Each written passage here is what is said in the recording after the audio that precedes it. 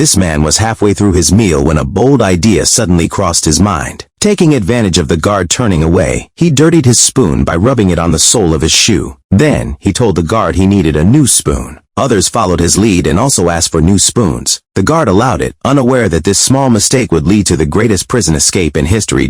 While the guard wasn't paying attention, he secretly grabbed 2 spoons. One he hid for himself. He began to use the spoon to dig at the wall, and during work hours he scattered the dirt along the path. But there was a problem. The prison was on an island, and they had no idea how to cross the sea to escape. One day, he finally made a hole in the wall. He placed a dummy in his bed and went into the ventilation shaft to check on the situation. But when the guard patrolled and looked down, he noticed something odd. Despite his companion's warning, the guard touched the face of the dummy, and it turned out to be the man's face. He had returned. Everything was set for the escape. But the day before their planned breakout, the warden seemed to have sensed something was off. He began searching their beds, but after searching thoroughly, found nothing unusual. However, the warden did find the ventilation cover, which had originally been made of metal, was now covered with newspaper. Thankfully, he didn't notice anything further. That night, they finally began their escape. They successfully climbed to the top of the ventilation shaft, holding life jackets as they moved forward. They soon entered a forest, crossed a road, and reached the shore. They inflated their life jackets, and without hesitation, jumped into the water. Though the water was icy cold, freedom was just ahead.